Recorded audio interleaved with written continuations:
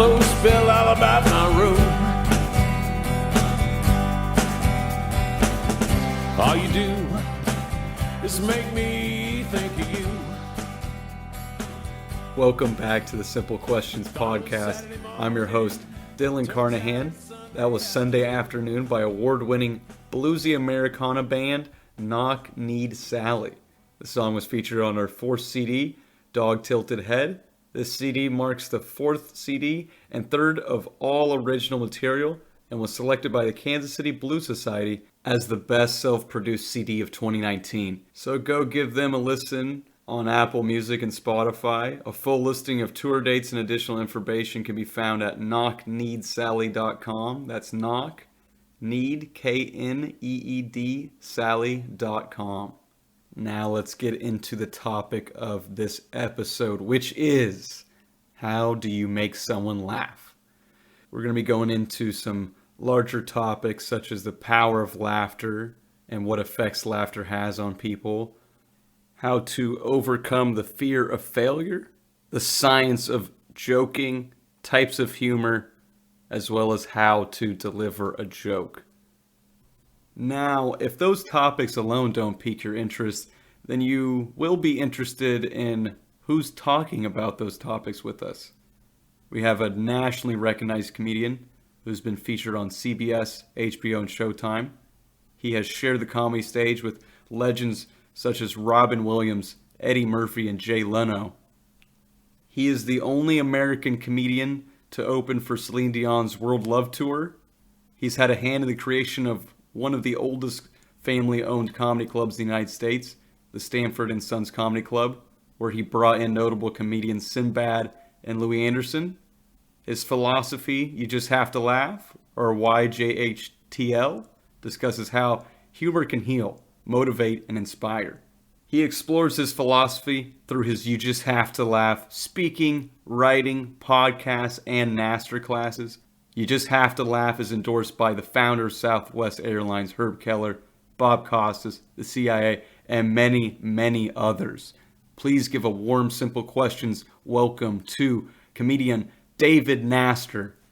All right, well, it's a pleasure to see you, David. I'm really excited for this. It's awesome to have you on. I kind of want to start out with just you and your stories. So let's begin with, how did your comedy career begin? Well, I was born. Wow. I grew up in a very smart aleck family. A lot of sarcasm, a lot of sarcastic thing. So when you grow up, and that's not to put my family down. Many families are sarcastic. Yeah. Especially the men. And when you live in a sarcastic family, or people do take shots at you, you got to learn, am I going to walk away with the lowest self-esteem on the planet? Am I going to go spend the rest of my life in jail because I'm going to go shoot them? Or am I going to develop a wit? Am I going to be able to think funny? So if they say something to you, then you can come back to them, because that's the key. If somebody, and this goes with bullying, bullying's taken on a whole new meaning. But bullying basically is when somebody tries to overpower somebody with physical force or intimidation on somebody that attempts to be weaker than them. That's bullying. But now we've confused that with teasing, with sarcasm, with taking a shot at somebody, like they say in Italians, busting balls. They say busting balls and do that, so that's what it is. So I grew up in a family where I had to learn, and there was a lot of humor in our family.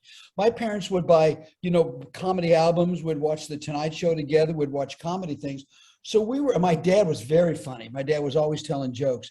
So we were always doing that in a family. Yeah. So and then I learned how to be funny, because I realized that's how I got attention. Wow. You got to have, a little bit of a sharp tongue to get back, keep that self-esteem, Well, it isn't. And, Dylan, it's very interesting.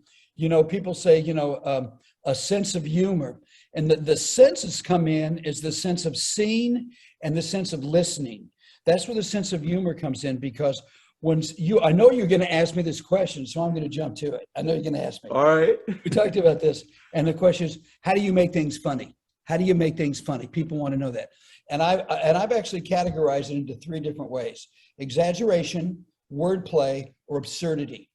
You have to take something something comes in my brain that I go, wait a minute, that's odd. There's a joke to be made there. That's one of the first things I think. There's a joke to be made. And then, so I'll just walk you through it. I mean, I thought about this last night. So I'm driving and I find out in Pennsylvania, they invented this little whistle, this little contraption that goes on the front of a bumper of a car. And as you drive down the highway, the deers hear the whistle. It's a very high-pitched noise. And so the deers don't run in front of the cars and you shut them up because and they invented this because there were so many roadkill of deer on the side of the road that they wanted to stop this. Uh-huh. And I heard that, okay, so what you have to lay out in a comedy bit, Dylan, is there's the premise. A whistle that goes on the bumper of a car that as you drive down the highway, the wind goes through the whistle, creates a high-pitched noise so only the deers can hear and they don't run out in front. So then my mind starts working. Let's make that exaggeration. What about the dogs? There's dogs. Dogs respond to high pitch, but then I go, nah, that's and I would do the joke, which maybe messing up a few dogs every now and then. But I said, with that deer whistle, that there's deer in the middle. They're having deer meetings in the middle of the forest, and people are around because they hear that and they're going, "Shut up! I can't sleep! Shut up!" And I said, the elders are calling a deer meeting, and go and say, "Okay, look, we need a sacrificial deer. We need a kamikaze deer to run in front of those cars and shut them up so we can get some sleep. Who's in? Who wants to go?" And I'll say to the audience, you think that's stupid, don't you? I said, have you ever seen a deer run out of the woods? They never run out of their woods. They always look like they're pushed. and then I exaggerate it on stage, and I act like and then I act like I'm pushed on the highway and look around and go, and then act like I get run over. There's the bit.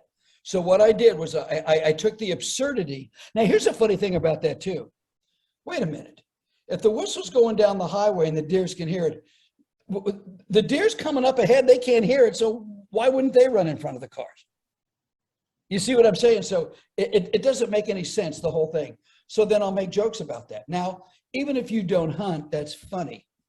Yeah. So how do you get those premises? Is it just from, like you said, hearing, seeing, just something that comes to mind? I'll hear something in my head. Okay. And they said, like they say, hunting's a sport. And I'll say this on stage, and guys and hunters will get mad at me. They'll boo me. And I'll say, hunting is not a sport. It's a stalk, a drop, and a kill. You don't hunt for the sport of it. You hunt to kill. I said, you sneak up on an animal and you shoot it. I said, isn't that like walking down the street and seeing a senior citizen wait at a bus stop, and you go up and smack him and knock him down, and then look at him and go, "Oh, didn't I tell you? We're boxing." So I will hear something that I will say, that a sport, what is betting? Betting is an agreed upon terms of two people betting on an undetermined outcome. And I went, that's not gambling, that's marriage. So what you do is you lay out the premise, you take the facts, and you flip the words around, and you add some absurdity to it, and you exaggerate it. If you look at any comic who does that, that's what they do. But you have to lay out the premise for the audience right up front so they get what you're talking about. They have to get it. Then what happens in the brain, the right side of the brain hears all the stuff. The left side puts together the incongruity of what you're talking about. It's a puzzle. And then you hope by the grace of God, they get it. So that's how you structure the setup and kind of punchline. Right? Yes. So there's a definite science to creating a joke, creating a punchline. That methodology. Yes. And then you also, after a while, when you do comedy. You have to get your own voice. Okay. And what do you mean by that? You have to go on stage and figure out, what do you have to say? What do you have to say that makes David Naster's take on the world different than yours, than Dylan's? What's my take on the world? Then I have to create a rhythm. And this is something that you don't do. I didn't do this consciously. I have a natural rhythm the way I talk. I have a rhythm the way that I do things that are funny. And then I present it. And after a while, once the audience gets into my head, oh, that's the guy on stage, and they get into the rhythm I do it, they're with me. They're in sync with you. They're in sync. And so, but you have to remember, I started off here in Kansas City. I mean, you're talking right now to the very first street performer that ever performed in Kansas City. I went to the Country Club Plaza first, and they told me, if you ever come down here again and do this show and attract a crowd and interrupt traffic, we're going to arrest you. That's what they told me. So how do you get from there to on stage? I mean, that seems so far. So what I did was, I really wanted, and at this time I was doing pantomime and clowning. That's how I started off. Okay. I was with a pantomime and clown troupe. And so I went, okay. I went up to the corner of Westport, right across from Kelly's in Westport Square. There was a store there, and there was a little place to do a show. And then I also played drums. So I brought drumsticks, and there's a mailbox right there. So I'm playing the mailbox like a drum, which I found out later was a felony. You can't do that. Statute of limitations is long past. You're all right. So you have to remember, at this time, there was a guy that I saw, that I got to be good buddies with. His name was Mark Weiner. That was really his name, Mark Weiner. And he was hysterical, and he was funny, and we hit it off really well. I met him in New York. And this was when Robin Williams first came out, when he did Mork and Mindy. And Robin had this crazy style that he did and did stuff. And I realized that's the style I had. So I would go in the corner of Westport Square, and I would juggle fire. I would climb the fire escape and do renditions of West Side Story, the musical. I would play the drums. I did all kinds of little pantomimes and did things to engage the audience. And I did a street show. And then after the street show, I passed the hat. And then I noticed across the street, Stanford and Sons had a restaurant, and they had a room upstairs. So I talked to a guy about starting a comedy club, and I started the first comedy club at Stanford and Sons in 1980. And the whole point of this is, if you want to do something bad enough, you'll figure out how to do it. And I wanted to be an entertainer, and I started off as a pantomime and a clown, because that's what got me money. I mean, they used to call me the chubby mime. They used to call me the fat mime, because I got bulges in my body sticking out that's not skinny, that's not skinny. But I got all the work. People were hiring me because I was funny. And so, but then I made the transition. And then I also realized, I went to the Edinburgh Festival in Scotland, performed there, and I did an exchange program in South America doing pantomime and clown. And I realized real quickly, you can't make any money of this in America. Nobody cares about pantomime or clowning. They're not going to go pay to see it, but they will pay to see stand-up comedy. So I was part of the big stand-up comedy boom in 1980 that started the whole comedy thing, when there was no David Letterman show, when there was only Johnny Carson, and David Letterman just started, but there was no HBO, there was no Showtime, there was no cable television. I mean, internet, there wasn't even internet, man. Yeah. You had to pull over and use a payphone. And so, but I wanted it bad enough, Dylan. I figured out a way to do it. And so I did it. And that taught me, and I failed a lot. I mean, I did shows, it didn't work. And that made me think, okay, what can I go make that work and go get the audience? And so that's what you have to do. No matter what you're doing, whether you're a scientist, whether you're an artist, whether you're a teacher, whether you're anything, whether you're a stockbroker, you're going to fail certain places along the way. Hopefully many doctors don't. But you fail along the way, and then you figure it out. You figured out, okay, I got to do it. But I just had a natural tendency. I just think funny. I hear something and go, there's a joke to be made out of that. Yeah, that's something special.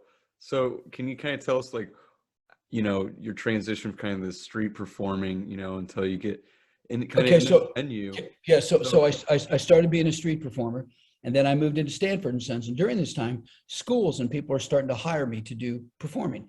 And then once I started Stanford and Sons, I started incorporating the pantomime and clowning in with the stand-up comedy. Then a guy heard about me for colleges. I did a college audition, and they have things, it's called the National Association of Campus Activities. So they would have conventions all over the country in certain areas, and they would hire for colleges. So then I started doing colleges. So I'm doing colleges, doing pantomime, clowning, and stand-up comedy. I'm doing all combined. And I mean, I'm getting shows. I remember I did a show in Oshkosh, Wisconsin at their Votech school. And I had to stand in front of a buffet where the kids are behind me going through a buffet. I had to stand in front on the other side where the people sat in the dining room and make them laugh for an hour. And half of the people sitting in the dining room were Asian who didn't speak English. It's a tough crowd. So, and plus, so my pantomime, clowning, balloon animals, crazy. I just did crazy stuff. So there I am inside going, well, this is just a street show. I can do this. Yeah. Here's the audience. And so little by little, I figured it out. And the Comedy Store in Los Angeles, Mitzi Shore asked me to be a paid regular. I was at the Comedy Store when Pauly Shore was 8 years old. So I made the transition that I wanted to go here, wanted to go there. Then I started working as a performer in Silver Dollar City as a street performer in the 80s. And then people hired me here. And you know when you're good because people keep hiring you. People hear about you and hire you. They hear, oh, I heard about this. Can you do this? And so I'm getting calls. And then somebody said, you ever thought about public speaking? And I went, what do I don't know about public speaking. They said, well, what do you write about? I mean, what do you do? And then I remember I did a show like 1978 in Edgerton, Kansas. And it was at a church. And I have to perform in a church in Edgerton, Kansas. 2,500 people in the town. So I chose to do clowning, pantomime. And I got a guy randomly. I just picked a guy randomly because he was so tall. I thought, well, this will be funny. He's tall, I'm short. I'm 5'5". This guy was like 6'3", maybe taller. I get him on stage with me. I convince him. This is all through pantomime and clowning. I don't say a word. I convince him to get on a stick horse, ride it like a real horse, put a kazoo in his mouth, make sounds of a horse. I get on a unicycle, which I learned how to ride. I make sounds of a motorcycle, and we race around the church. First one across the pulpit got to pick up a spray bottle and spray the other one down with water. Of course, I let him win. Of course, I'm going to let him win. Because the joke is I get sprayed with water. That's the joke. Everybody loves that. People are laughing hard. Minister's laughing so hard he's crying. Just a great show. After the show, I'm walking out to my car, the parking lot, giving thanks. I always give thanks after I do a show. Thanks for helping us, getting me through this one. Sometimes I think that's why I do it. I just want to see if I can pull it off. And I know that's really a strong reason why I do it. And the guy that I had on stage, Dylan, he follows me to my car. This guy's standing behind me, excuse me, scared me to death. He goes, can I talk to you? I said, sure. And he goes, I want to thank you. And I put my hand out to shake him. He won't take my hand. He comes up to me, puts his hand on my shoulders and looks down at me and says, you don't understand. And I'm thinking, you're right. I don't understand. And he says, 3 months ago, I lost my baby boy. He died. And this is the first time that I've been able to laugh and have any joy in my life. Thank you for reminding me why you just have to laugh. And walks off. And I'm standing in this parking lot in Edgerton, Kansas going, please, what was that? So, and something clicked in my brain where I went, it wasn't me. I didn't take credit for that. There was something else that happened. And that is what got me on the journey of figuring out why you just have to laugh. My whole brand, my books, my premise is you just have to laugh. Or what that guy said to me. You just have to laugh. So then I got on the journey of how does laughter help us get through difficult times? Yeah. And then that got to be what I spoke about publicly.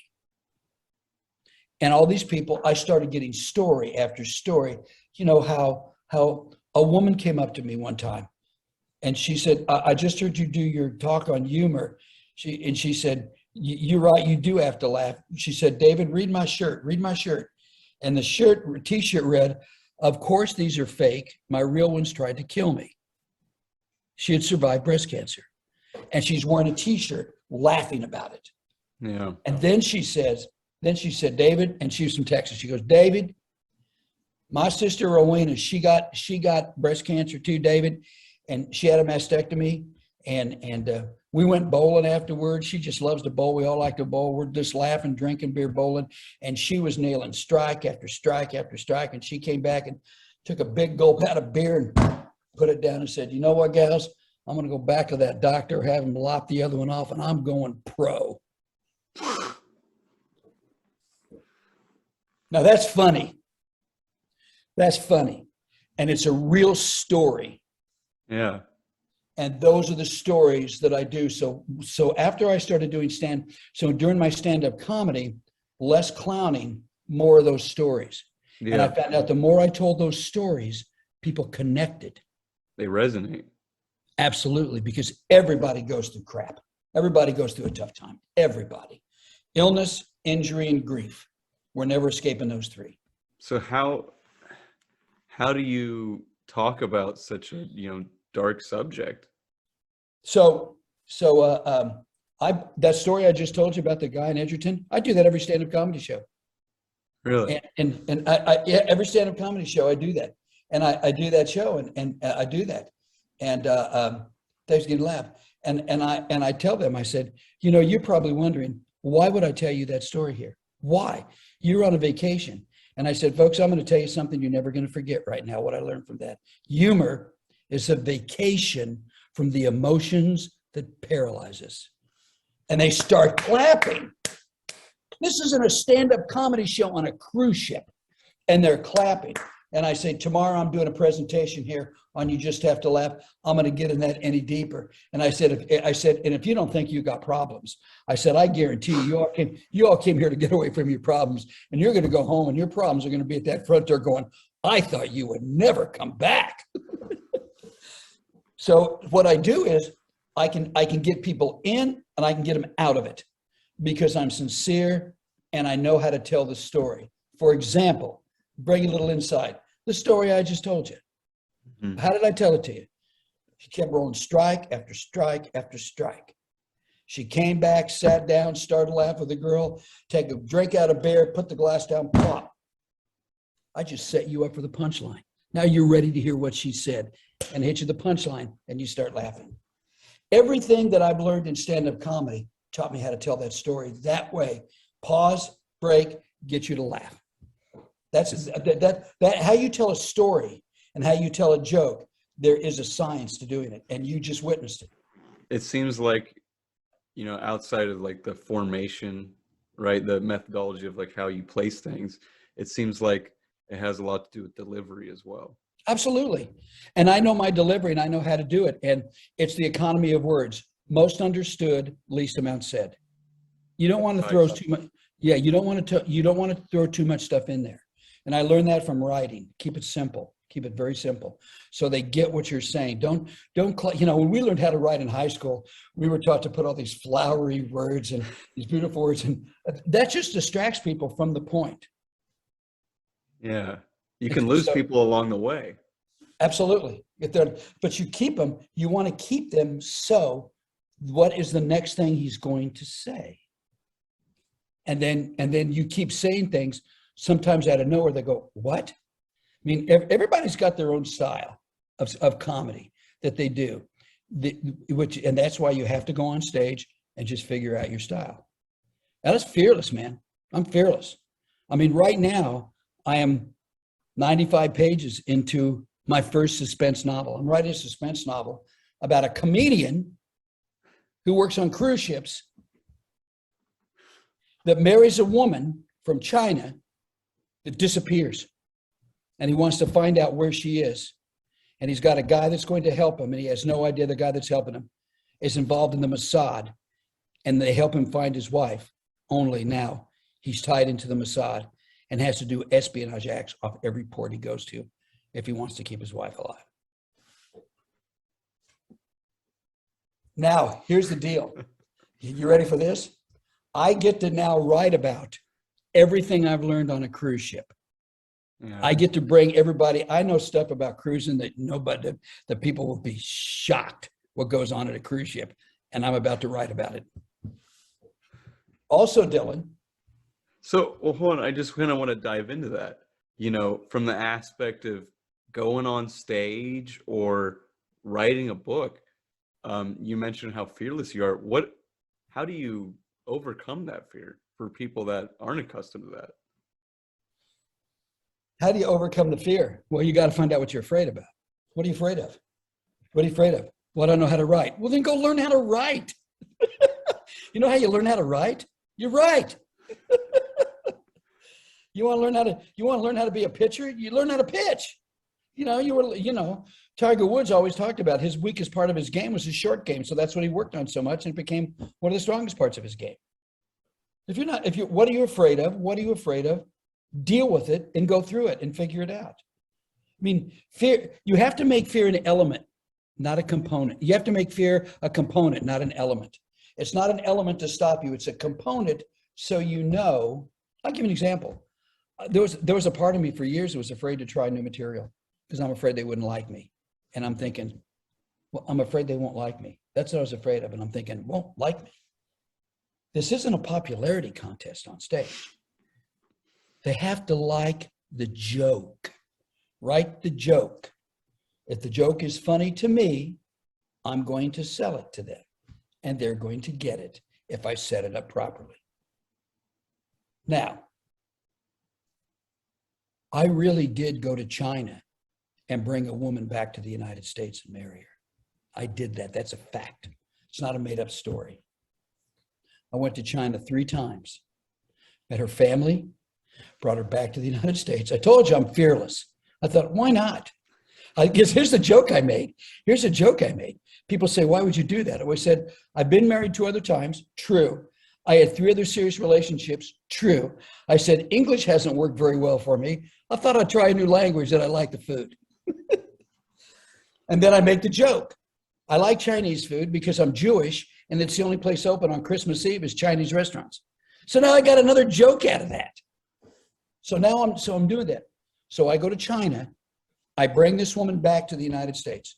I get a K-1 fiance visa. I do that. Once I get her back to the United States, she's tricked. I'm tricked. They used me to get her into the country, took her and trafficked her around the United States. I've not seen her since the 2 weeks I brought her back of August of 2011. That is a true story, my friend. That really happened to me. Now, I tell that story on stage and people look at me and go, you guys think I'm making that up, don't you? And yeah, I go, it's not true. I said, talk about having a sweet and sour taste in your mouth. There's a Chinese joke. And then I go, boy, talk about getting the ultimate poo-poo platter delivered to you. Another Chinese joke. And I said, but I got married again because we all know after you divorce a Chinese woman, an hour later, you want to get married again. And that's a food joke. The food joke of after you eat Chinese food, an hour later, you're still hungry. So now I get all these jokes off of it. But the fact of, it's a true story. And I have to make jokes about it if I'm going to get through it emotionally. Because if you don't joke about it, and I learned this, did you ever see the movie Patch Adams? Robin Williams' Patch Adams? Or hear about it? I believe so, but it's been a while. Well, the real Patch Adams invited me to his home, the Robin portrayed in the movie. Okay. It's a real guy. Invited me to his home. Amazing man. He's in my series. And he told me something which is really true. Emotions are only a problem when they become chronic. Emotions are a problem when you stay with them. So, getting back to your question, what was I afraid of? Okay, what was I afraid of? Well, here's what I'm afraid of, and here's what I have to do. So I have this idea. Again, I go, man, I want to write a book about a comic who has to do espionage acts off of cruise ships because I get off ports everywhere I go, and nobody stops me or says a word to me about anything. And it's not what I'm carrying. It's what's in my brain that I can tell someone that somebody doesn't want to tell someone over the internet or phone because there's ways to trace it. but you can't trace it face to face. So I create a character who has a great memory to do all this stuff.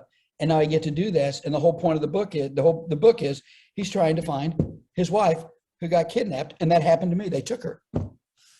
And it took me a while to figure it out. Now I'm going to write a book about it, but I'm going to present it as fiction. So I believe that what happens to me in my life, it happened to me for a reason. I got to give it a reason and kid around about it and joke about it. Yeah. Or that way, and I say this to audiences, if you can laugh about what bothers you, if you can laugh about what scares you, if you can find the humor in it, and they all love this. This is one of those applause lines. I said, now you, okay, ready? Now you own the emotion. The emotion doesn't own you. When you can laugh at it, when you can do that. So there's a real deepness to what I did. Now, mind you, Dylan, I started off just being a goofy clown in a mime because I wanted attention. Because that's why I always got attention, at being funny and being a character. Then all of a sudden, people are starting to tell me all these really deep stories, how they got through the toughest thing, how they got through grief. How they got through grief. That's the toughest thing we go through. And I have these hysterical stories about, this was told me by the minister who was there. Grandpa died. It wasn't his grandpa, but he was the minister that officiated it. This grandpa wanted to die in his home. Hospice was there. Again, this is not a joke. It's a true story. Grandpa died in his home. Hospice was there. The family starts the prayer circle. As soon as the prayer circle starts, the phone rings. Now, this is a landline. This isn't a cell phone. It's a landline. The phone rings. After the 9th ring, and who's going to stop and answer the phone? Nobody is going to. I mean, wouldn't you agree that's a sacred moment? At that point, yeah. Yes, a sacred moment. The phone rings, and people kind of look at each other. Nobody's going to answer. On the 9th ring, the recorder phone goes off because it's a landline. And it's a recorder phone you can hear all over the house. Whose voice is on the recorder phone? Grandpa's. What does everybody hear? Hi, I'm not here right now. And then they all look at each other. Can we laugh at this? And then they hear, and he says, and leave a message because I'm not sure when I'll be back. And they all bust up laughing. It's a true story. And the people that tell you those stories will say, the beauty of that story and stories when something happens with humor is when you go back and think, I miss my grandpa, he was a great guy. But man, that was a funny thing that happened. And what that does is that turns down the volume of the intensity of the feeling. The feelings never go away. You're going to be sad that somebody that died that you loved cared about. You're going to be sad. Of course you're going to be sad. Why wouldn't you be sad? But when we find a way to turn down the volume, as Pat said, it doesn't become chronic. So who would have thought that I would be doing shows about this when I started off as a clown juggling fire, doing street shows in Kansas City? Yeah. But everything that I learned at those moments, I can apply now when I'm on stage. Yeah. That's interesting, just the comparison there, right? Because the subject matter obviously is a lot more whimsical compared to, a lot more heartfelt and kind of those dark subject matter. But Dylan, I learned how to present it in a sincere, whimsical way. Yeah. So now they buy it easier. It's not a heavy. I even talking about being with my dad when he was dying of brain cancer. And I'm a week after my dad died, I'm on stage talking about it. I can barely get it out, but I know I have to because there were funny things that happened. And I'm getting choked up, but I got through it. The audience was very patient with me.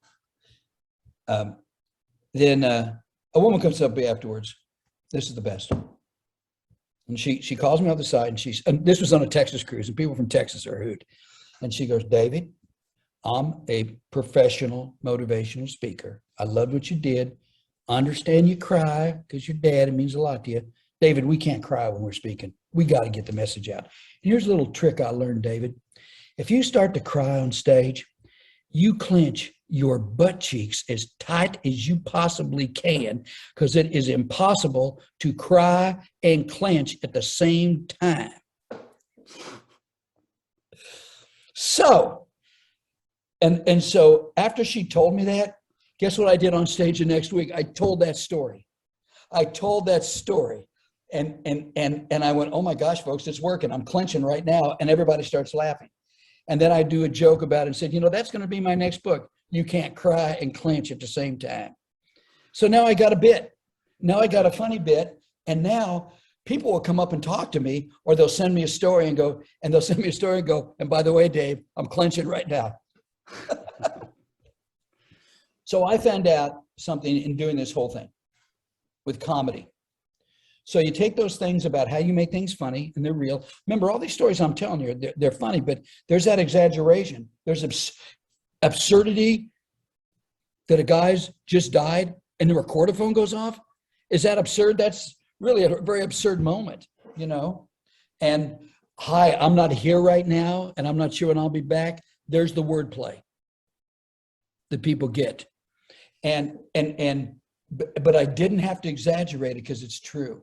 And then there's a whole new thing that came in there. When you tell a story like that and you do it, there's a sincerity, and you can't fake sincerity. It's either there or it's not. And people get that from me. So I would say safely, Dylan, everything that I've ever done up to this point in my life as an entertainer has prepared me for what I'm doing now. Everything. Yeah. It all kind of culminates. You kind of add some things to your toolbox, you kind of have your past experiences, and then, some tools of the trade that people teach you, like clenching. You bring it all together. Yeah. So, but you have to, I know originally we talked about this. You said, how do you make things funny? Well, as a comic, you have to learn how to make things funny, and as a baseball player, if you're a pitcher, you got to learn how to throw strikes and how to fake them and out strategize them and do all that. And you're only going to do that by doing it. There's you heard that theory about the 10,000 hours. Yeah. Okay. And, we all get the premise of that. So whatever you want to do, I don't care whatever you want to do. My daughter, I helped my daughter through this when she wanted to be an esthetician. Now she's got an incredible esthetician business. But when it started off, it didn't work very well. And she said, she kept me, Dad, it's not working. What do you think I ought to do? I go, what do you want to do? I want to be an esthetician. Go figure it out. But I'm not making any money. Then go make money. So then she gets a job working at bars, working at a bar while she's trying to do esthetician work as a waitress and a bartender. She's making more money cash than she'd ever make in her life, because it was at a very popular bar. And she came up to me and she said, Dad, people are making fun of me because I work at a bar. Some people in my family are making fun of me because I work at a bar. And I went, yeah. So what? And she goes, aren't you embarrassed? I go, no. She goes, you're not? I said, no, why don't you learn the bar business? She goes, what do you mean? I said, do you realize in the whole history of the United States, when the SH hit the IT, as my mother would say, that was one of my mother's expressions, when the SH hits the IT, and she said, and all hell breaks loose, what's open? Bars and restaurants and food. So learn the bar business. Don't drink it. Learn the bar business, set up a bar. And once you know how to do that, you're going to make more money and have a great living anytime you want to. And she said, that wouldn't bother you? I go, it's your life. It's not mine. Do what you want. She goes, I want to be an esthetician. Then figure it out. And now she's got an incredible esthetician business. But she had to go through all those different places to get there. Yeah. And so as a parent, the best thing I can do is love her and keep going. But I didn't try to help her. I didn't try to bail her out money, because I knew that wouldn't work. You can't bail them out money or they're going to keep coming back for money. She had to figure out how to make it. And she did. In that same vein, earlier we talked about, for people that say they want to pursue something, but they got to figure it out, right? So we talked about, kind of how to overcome fear, right? Just by simply doing it. As it relates to comedy, say, you haven't been doing comedy a whole lot, right? You're just starting out. Those small victories mean a lot, but those small, losses can mean a lot too. Yeah. What do you do, say, if you tell a bad joke, What do you do? Two things. Bobby Nelson, the golfer, world golfer. So Bobby Nelson, some famous golfer. I can't remember his name. Not Bob Nelson. Bob Nelson's a comedian. But he said, I never learned nothing when I won a golf tournament. I never learned anything about golf when I won. Okay. That's how I'm going to answer one of your questions. Because now your brain's got to figure out what that means. Right? So you're not going to get good at anything by doing it great all the time. I got to be in the middle of a show on a cruise ship. And I'm 10 minutes into it and it ain't working. Mm-hmm. And I got to figure out how to get it to work. Because if I want to stay working on a cruise ship and have them keep employing me, I got to be able to handle a rough audience or do something. So again, that's when I learned about being a comedian, when things didn't work. The other question is, I learned this from a farmer. There was a farmer, a Kansas farmer, and he was a farmer, an older guy, and his daughter and son-in-law came up and talked to him and said, we had a real rough year, farming, and, doesn't look like next year's going to be very good. And we want to know, what do you do? And he looked at him and said, you keep farming. Got it? Yeah. That's it. If a joke doesn't work or this doesn't work, why didn't it work? Is it the audience? I would say the greater percentage of the time, and maybe 90% of the time, was my delivery. It wasn't the audience. It was something I didn't do that was right. My job is to figure out who's there and then how to give it to them. Now, when you become famous, when you get to a level of, famous comedians that, that are filling arenas, then that's easy because they're there to see you. But you still have to deliver or they're going to boo you off stage if you're not funny.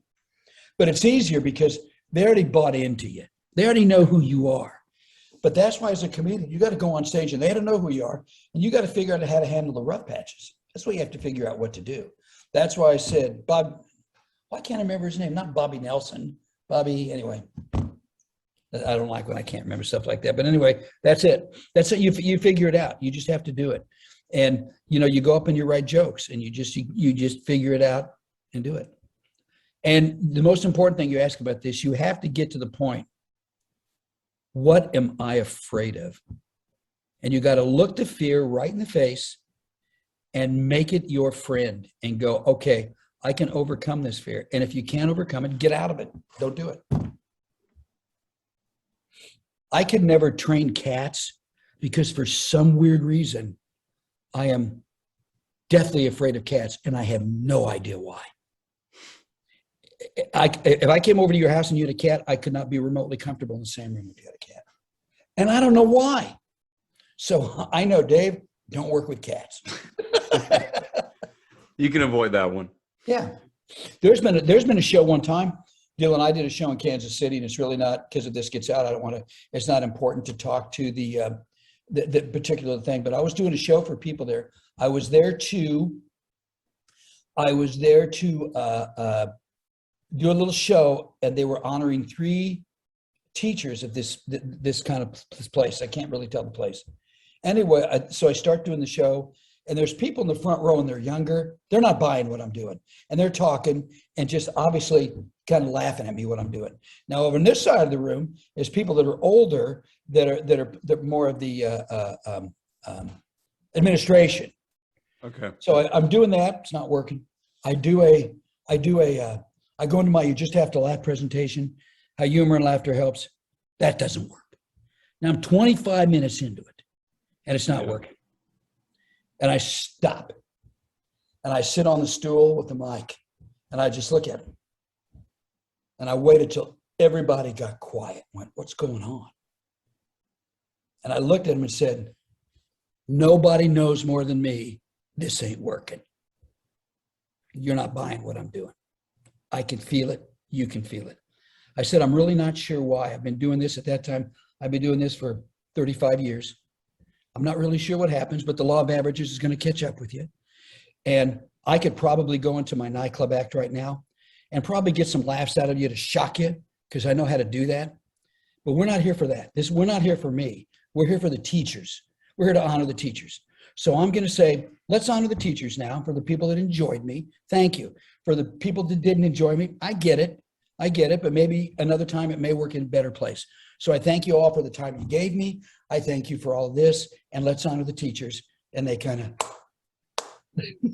you know, they're just incredibly uncomfortable. Even the people that were jerks to me are now uncomfortable because they see I'm a good guy. If I would have jumped on them and been nasty or gone into my nightclub act, they would have not liked me. The teachers back there and the older people would have gone, what's he doing? I would have made the night about me. The night was not about me. Now, when I'm on stand-up comedy, I'm on a stand-up comedy stage, brother, I'm the alpha dog and it's all about me. And I have got to take charge and control and let them know who the alpha dog is in the room. That's the difference between knowing when you perform. The woman, the head of HR, came up to me after that show and she said, the one that I did, and she said, you know, I want to thank you so much for not going into your nightclub act because, and I started to explain the dynamic of the people in the front row. She goes, no, stop. I know what happened. That's what happens at our company every day. I'm well aware of what just happened in here. And then she goes, but I want you to cash the check. And I said, oh, I plan to.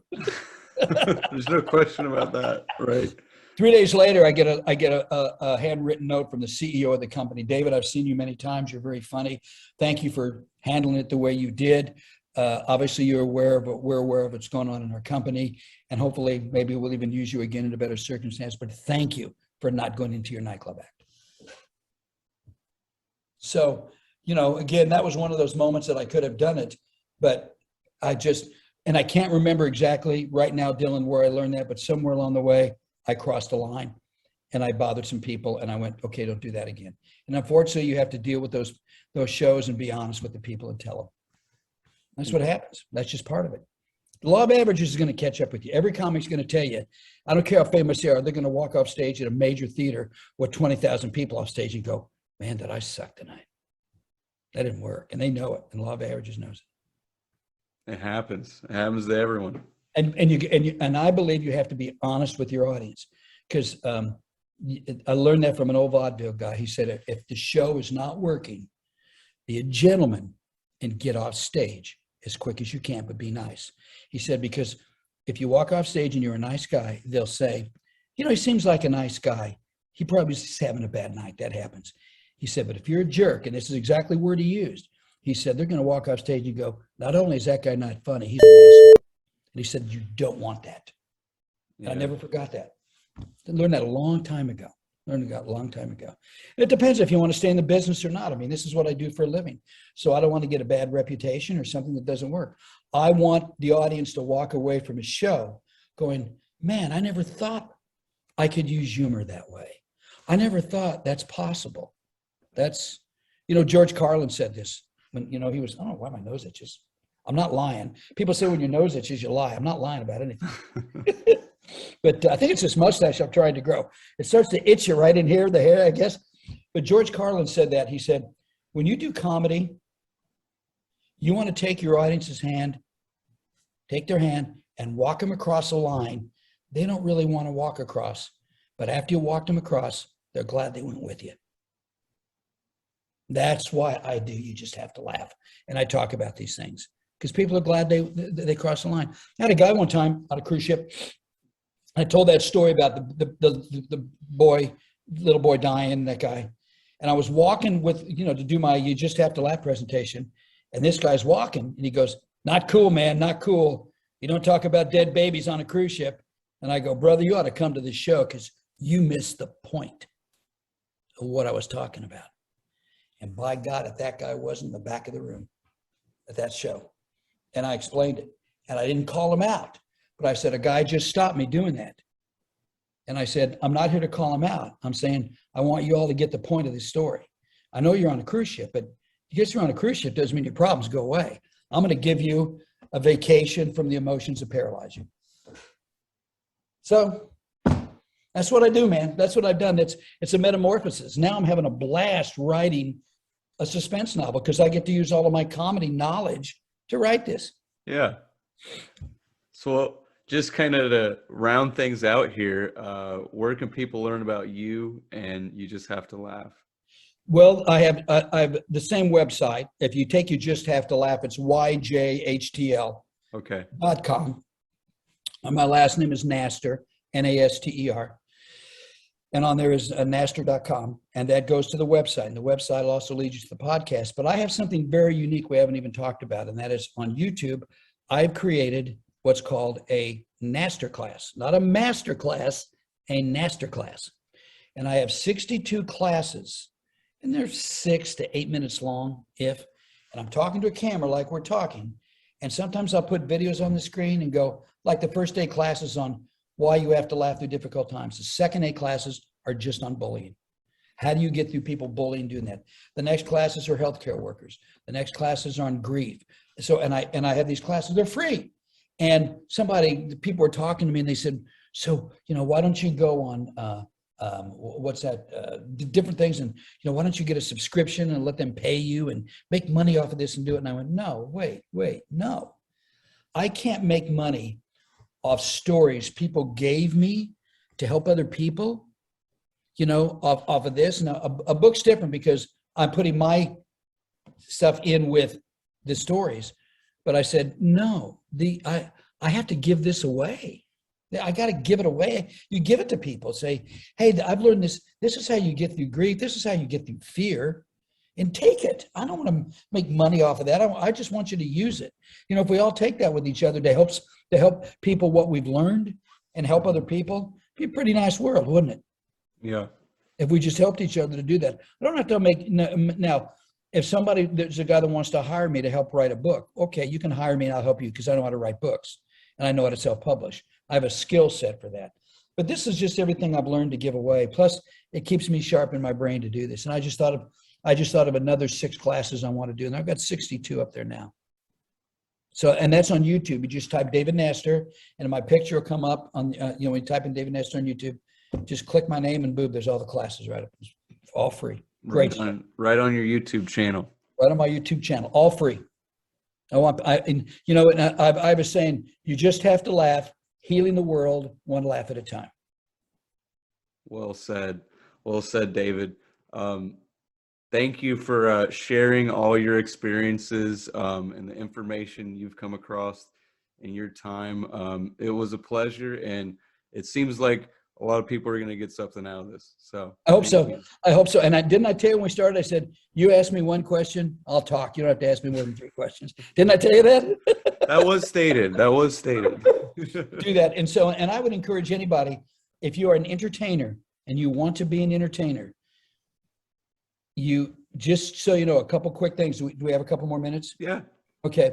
If you're an entertainer, and a great friend taught me this, you have to marry it and take it where it takes you. If you want to be an entertainer, don't think you're going to be married and have kids and go out and travel and be an entertainer. It's very, very difficult. It's almost like if you're a doctor. If you want to be a doctor, then you got to be a doctor. And because when you come home and do anything, when you first start off to do it, you got to learn it and you got to give it your all. And once you got it down, then your significant other has to get what you do. Mm-hmm. And you have to get what they do. And you have to make sure, okay, we're in both of these together. And I've had people that I married, they go, oh, it was cool that they're married to a comedian entertainer. And yeah, they got to go on cruises and do that, but yeah, that was fun. But they don't realize when I'm out on a cruise ship, for 2 weeks doing that, it's a pretty lonely existence because I'm not a partier. I never wanted to go party and do that. So that's why I wrote 9 books, because I use that time. But give yourself the time to learn the skill. And if you want to have a family and be married, then find a job you can go 9 to 5 and do it and be with your significant other and your kids and give them the time they need. But as an entertainer, man, you got to jump in and take it where it takes you if you want to learn how to do it. And then you'll see after that if it goes. And that's the reality, because I've had guys come up to me and go, I'm a comedian. I go, really? How much you make last year? What? Well, I don't do it full time. I go, well, then you're not a comedian. You're just playing around. When you're a comedian is when you fill out a tax form at the end of the year, and all the money you made is as a comedian.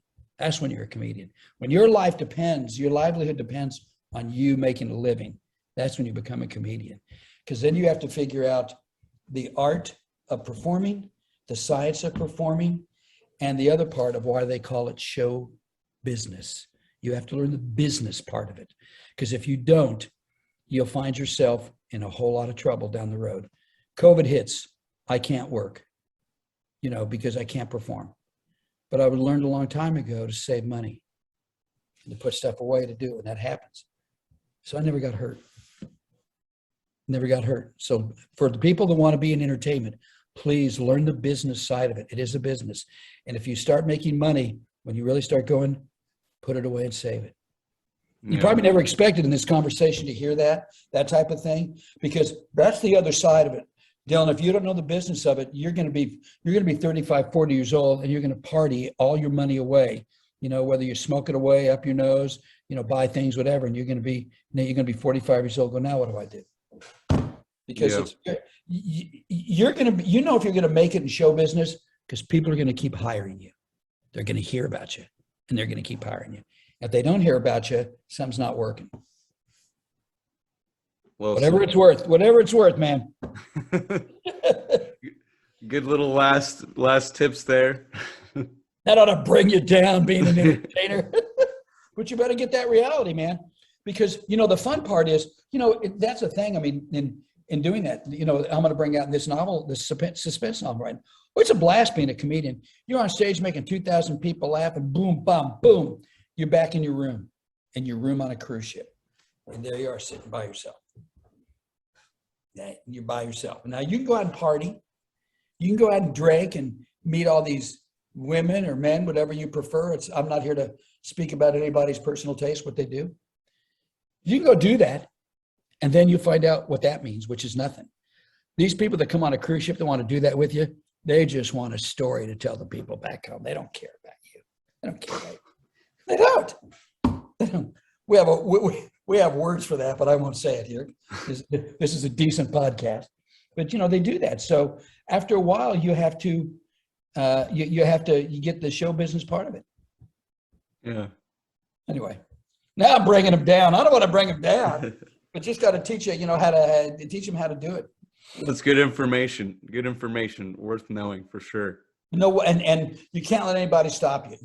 When that guy said, when those cops, because this is funny, I'm in whiteface. I'm doing a mime and clown show on a street corner. And I'm standing in front of, I think it's Restoration Hardware now in the plaza. It used to be, it's right across from where the Cheesecake Factory is. There used to be a theater. I'm standing there, kind of walking. The cop pulls up, cop pulls up, two cops in a car. And they go, hey, you do mime? And I don't talk because they teach you don't talk with your mime. And I'm doing that. And he goes, do you talk? And I nod my head. He goes, well, then start. That's what the cop said. And he said, you can't come down here and do this. It's against plaza regulations. If you come down and do a street show again and pass a hat like you did for money, we'll arrest you.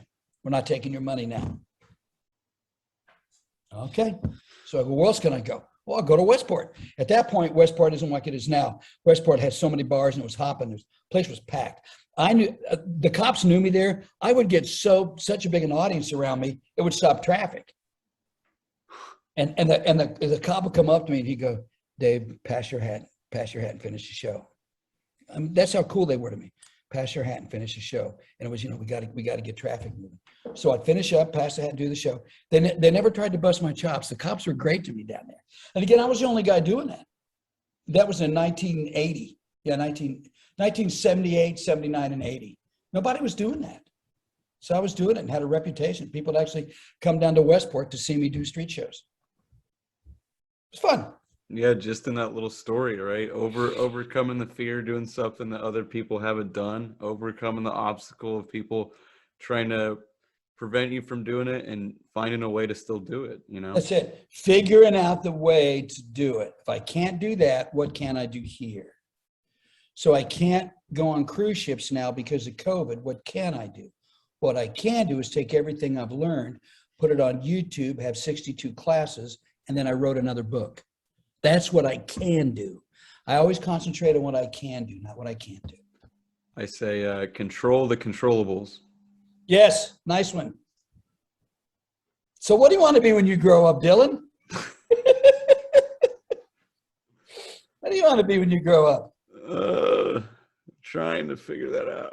You will. You will. If you're looking for it, you will. And people want to know their purpose in life. And I can tell you real quickly what your purpose in life. Anybody's purpose in life is all the crap you've been through. And once you've figured out how to get through it, your purpose in life is helping other people do that. That's what your purpose in life is what you've been through. All that stuff that you've been through is there for a reason. We got to figure out what the reason is, or it wouldn't have happened. What happened to me in China, I don't know anybody on the planet that's happened to. I'm sure it has. I just haven't heard about it. But people, I tell that story and they go, you're making that up. I go, no, I'm not making up a word of it. I mean, I was over there. Oh, by the way, everybody that I met in China, that wasn't her family. It was all a setup. So guess what's coming out in the book? See what I mean? Yeah. Now I get to write a book about it. People go, what? Did that really happen? Nah, I'm just making it up. Just joshing. But you'll figure it out. You know, if you know where, if you know something's not right, and you gotta follow those not instincts, those intuitions you have inside. Intuition, yeah. Not instinct, intuition. Two completely different words and meanings. But what's that intuition going? There's something I want to do here. Okay, let's go do it and figure out what it is. And if it doesn't work, that usually leads to something else I want to do, almost every time. Yeah. Intuition. Huge. So here's how Patch Adams finished our interview when I went to his house and interviewed him. He went, okay, I think you have enough. So, okay, Dylan, I think you have enough. Well, all right then. We're done. Fine, we're done. Fine, see you later. That wraps up the interview with David Naster. I had a lot of fun talking to David. He draws from a lot of experiences he's had, and he's obviously a very funny individual as well. We talked about a lot of things over the course of our discussion. I'll just highlight a few things. We talked about the healing power of humor, how to battle fear by simply just doing something, finding joke material by hearing and seeing things, being aware of your environment and drawing from that, structuring of jokes in a simple to understand way. That way you can set up your audience for your punchline. We covered a lot in the podcast, but if you want to see additional information about David, I encourage you to go to his website, Naster.com, to learn more about him and his You Just Have to Laugh, or YJHTL. David has his You Just Have to Laugh podcast, which you can find on his YouTube channel as well as all streaming services. Additionally, he has his NasterClasses that are available on YouTube, and I encourage you to go check out his material. He's constantly uploading great stuff there. Additionally, go check out Knock Needs Sally on Apple Music, Spotify, or YouTube, or even go to knockneedsally.com to figure out more about where they're playing at in the area. And lastly, don't forget to subscribe to the podcast on your preferred streaming platform and check out the website at simplequestionspodcast.com for the latest information. With that said, thank you for listening, and remember to keep asking questions.